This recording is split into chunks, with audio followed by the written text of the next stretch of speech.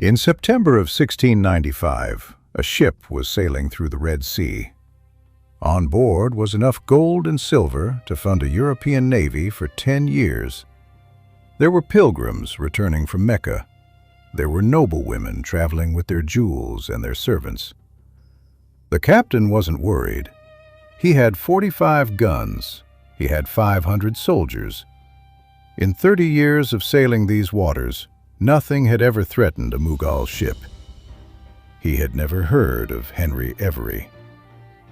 6 hours later, the treasure was gone. The soldiers were dead or in the water, and one English pirate had just pulled off the biggest robbery in the history of the world. Not in the Caribbean, not in the Atlantic, but in the Indian Ocean, 10,000 miles from anywhere pirates were supposed to operate. What happened next was something the world had never seen before. The most powerful emperor on earth shut down all British trade in India. The English Parliament issued the first international manhunt in recorded history. 6 men were publicly hanged in London as a message to everyone watching. Henry Every was never found. But here's the thing nobody tells you. Every wasn't some lucky lunatic who happened to be in the right place.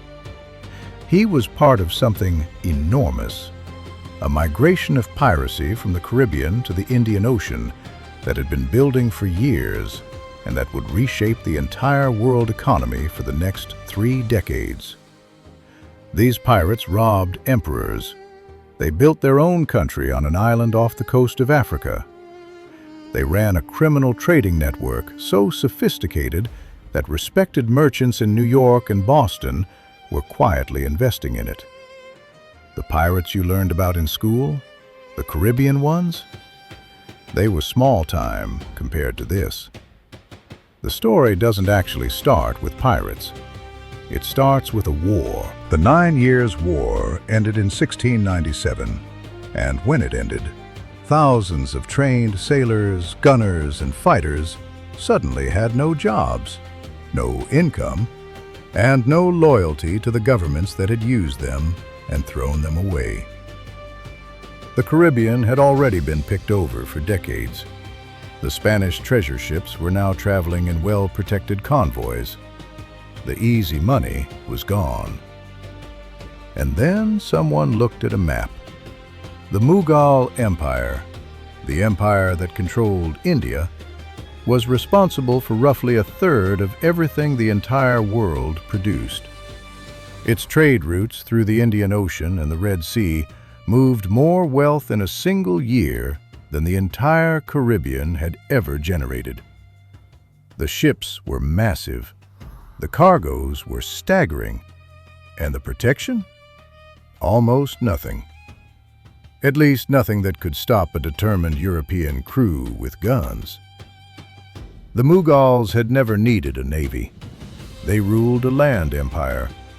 Their power was armies and cavalry and administration, not warships. The ocean was just where their merchants went and came back from.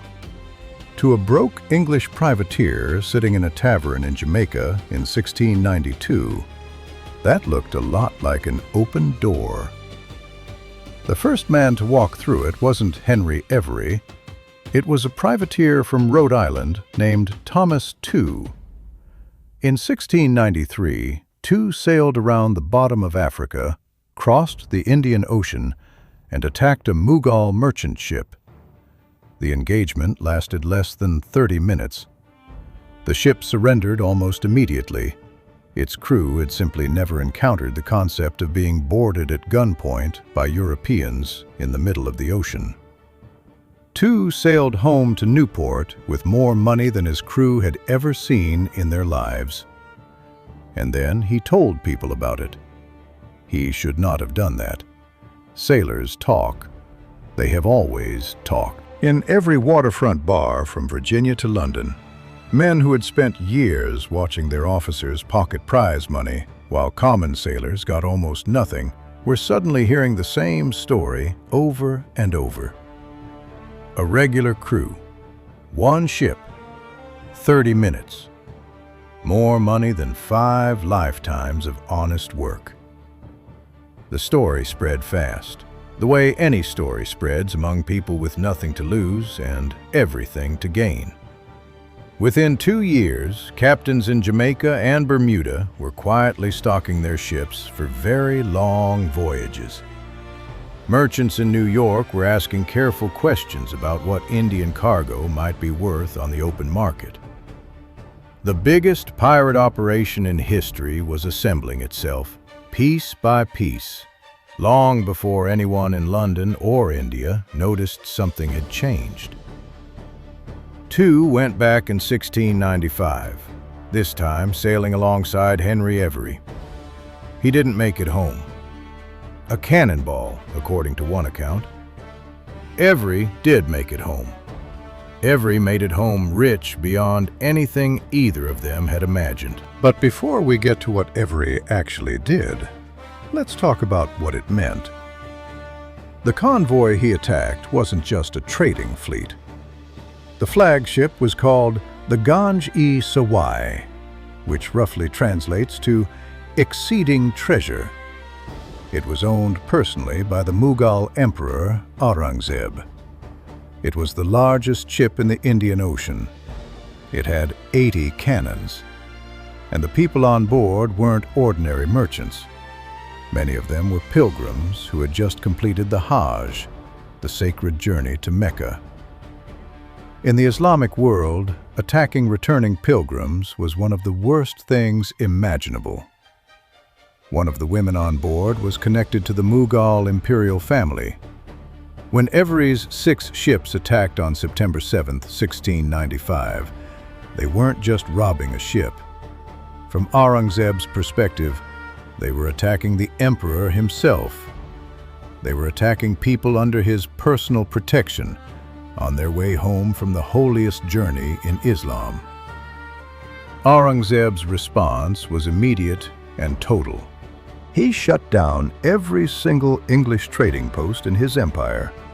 Every British merchant in India was arrested. Every British warehouse was seized.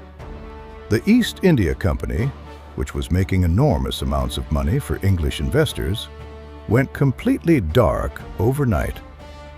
And Aurangzeb's message to London was simple: find these men, punish them visibly, and make sure this never happens again. Otherwise, there is no more English trade in India. Not limited trade, not restricted trade, no trade at all. The English government panicked. They did something that had never been done before. They issued a manhunt that crossed national borders, with England, its colonies, and its trading partners all simultaneously searching for the same man. £500 for Henry Every's capture, which was a fortune in 1696. Every port in the Atlantic world received his description. They caught 6 of his crew. The trials were very public. The executions were even more public. And a pamphlet was printed afterward to make sure everyone understood the message. England does not tolerate piracy. We are civilized. We are not these men. Every himself was already gone. The best evidence suggests he made it to Ireland, quietly distributed his gold among people he trusted, and simply disappeared into ordinary life. He was reportedly spotted in Devon a few years later. After that, nothing. No one knows where he went. No one knows where he died. But what he started didn't disappear with him. Every's robbery was the most effective pirate advertisement in history. If one man with 6 ships could take 50 million rupees in a single afternoon, what could a fleet do? What could an organized operation do, with a permanent base, supply lines, and a network of buyers for the cargo? The answer to that question was an island called Madagascar. Madagascar sits in the Indian Ocean, about 500 miles off the coast of Africa. It's huge, the fourth largest island in the world. And in the 1690s, no European power controlled it. It had clean water, food, natural harbors, and zero colonial authorities to answer to. And geographically, it sat almost perfectly between the shipping routes coming around Africa from Europe and the Mughal trade routes through the Red Sea and the Persian Gulf. By 1700, a settlement had grown up on a small island just off Madagascar's northeastern coast, called St. Mary's Island. It was home to maybe 1,500 people, pirates and their families, former slaves who had been freed, local people who had intermarried with the pirate community, merchants who operated in the blurry space between legal and illegal. It had its own economy. Pirates would bring in Mughal cargo and sell it at a steep discount to ships from New York, Boston, and Rhode Island. Those captains would then sail home and sell it at full market price. Simple arbitrage, enormously profitable. Frederick Phillips, one of the richest men in colonial New York, made a significant part of his fortune exactly this way. Multiple colonial governors took bribes from pirate crews who wanted to offload cargo and spend their money in American ports. The governor of New York, Benjamin Fletcher, reportedly had pirate captains over for dinner. This whole circuit even had a name. People called it the Pirate Round, a recognized trade loop connecting the Indian Ocean, Madagascar, and the American colonies. It wasn't anarchy, it was logistics, and it had serious infrastructure. The ships arriving at St. Mary's weren't desperate and falling apart. They were armed, well-stocked, and crewed by men who had made a deliberate career choice. This wasn't romantic lawlessness, it was business. Think about what that choice actually looked like. A sailor in the Royal Navy in 1698 earned about 22 shillings a month, if he was paid at all, which wasn't always guaranteed. A merchant sailor earned a bit more. One successful Indian Ocean voyage as a pirate could set a man up for life. Not just comfortably, completely. Buy land, live off it, leave money to his kids. The men who made this choice understood exactly what they were doing.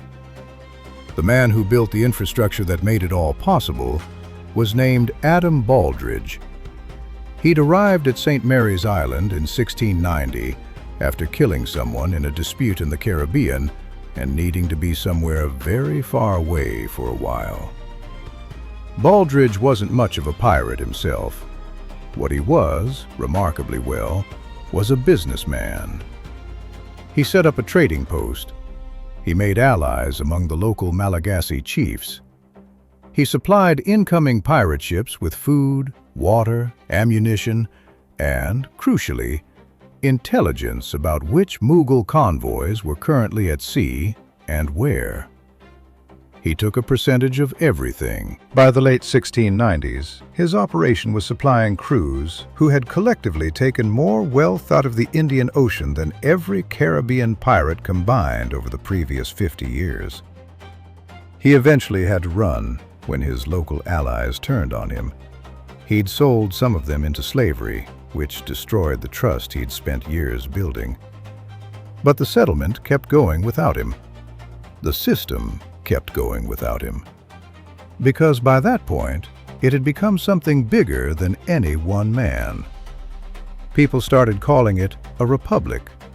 Not a formal one, not a government with a constitution, but a genuine community with its own rules, its own way of settling disputes, and absolutely no interest in answering to any European crown. The most famous story about this republic involves a man named Captain Misson, who allegedly founded a utopian colony on Madagascar called Libertatia, a place that abolished slavery, treated European and African crew members as equals, and operated on principles that look remarkably like what Thomas Jefferson would write 50 years later. Historians are fairly confident Manhunt didn't actually exist. He appears in a book from 1724 that was almost certainly fiction, possibly written by Daniel Defoe. But here's what matters. The ideals weren't fiction. Equal shares, democratic votes on major decisions, limits on what a captain could do without crew consent, real limits on slavery. These principles show up in actual documented pirate agreements from this period. The man was invented. The ideas he represented were real, and people were living by them on a real island in the Indian Ocean. The Madagascar community produced figures that are genuinely hard to categorize. One of them was Abraham Samuel, who shipwrecked on the southern tip of the island in 1697 and was recognized by the local queen as the son she had given up years before. Whether this was true, whether it was coincidence, or whether both of them saw an opportunity and made a pragmatic decision, historians don't know. What the records show is that Abraham Samuel became a king. He ruled a territory. He mediated between the pirates and the Malagasy population. He spoke 3 languages. He died in office around 1705. These weren't people living outside civilization. They were building their own version of it. The most misunderstood figure from this entire period is a Scottish captain named William Kidd. And the thing most people don't realize is that William Kidd started out as the good guy. In 1696, the English government commissioned him to go to the Indian Ocean and hunt pirates. His investors included 4 lords and the governor of New York. His mandate was clear: attack French ships and known pirates, leave Mughal shipping completely alone, and clean up the mess that Henry Every had made. It fell apart almost immediately. His crew had signed on expecting a privateering voyage with real prizes. Instead, they were doing policing work for almost no pay. They started deserting. Kidd replaced them with men who'd been on pirate ships and had no interest in restraint. His investors in London were growing impatient.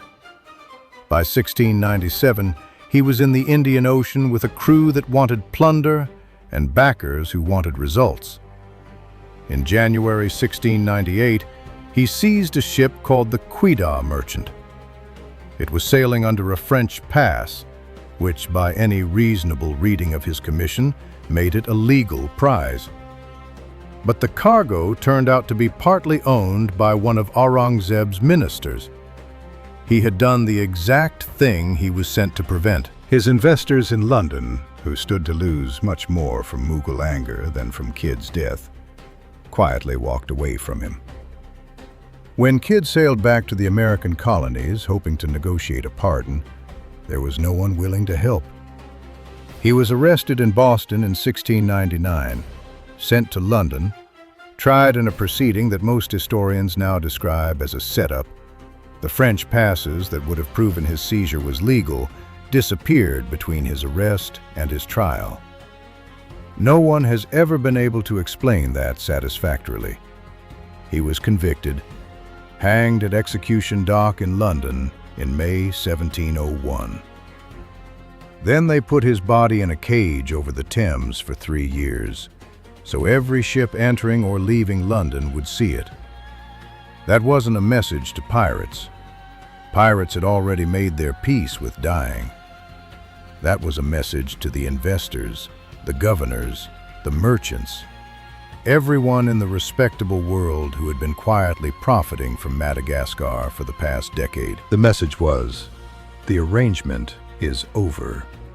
The East India Company needs India. India requires the Mughals. The Mughals require piracy to stop. So it stops. Now. It didn't stop overnight. Indian Ocean piracy kept going into the 1720s, but the support structure slowly fell away. American ports got harder to sail in as governors received cleaner instructions from London. The supply lines to Madagascar dried up. The pirate round that had made so many people rich, not just the pirates, but the respectable merchants and politicians who'd fed off it, quietly wound down. The last major name from this period is a French pirate called Olivier Levasseur, La Buse, the Buzzard. He kept operating through the 1720s and allegedly seized a Portuguese ship in 1721 carrying cargo that some estimates value at close to $1 billion today. When they finally caught and hanged him on the island of Réunion in 1730, he allegedly threw a piece of paper into the crowd and shouted that his treasure belonged to whoever could find it. A coded message, supposedly in his handwriting, has never been cracked. The treasure has never been found. And then these men were mostly forgotten. No novels, no theme parks, no costumes. The pirates who robbed the Mughal Emperor, who built a republic on a remote island, who ran the first international criminal network, who triggered the first global manhunt, who nearly ended English trade in India, they vanished from history almost completely. There's a reason for that, and it's not an accident. The East India Company didn't want people remembering that its own merchants had bought pirate cargo for 20 years. The colonial governors didn't want people remembering the bribes. The lords and politicians who had funded William Kidd and then watched him hang without lifting a finger. They certainly didn't want a careful examination of what had actually happened. So the story got filed away. Kidd became a cartoon. Every became a ghost story. The Madagascar Republic became a legend that people assumed was too good to be true. And the Indian Ocean became a blank stretch of water in the history books, a gap between the age of exploration and the age of empire that most people skip right over. Here's why you shouldn't skip it.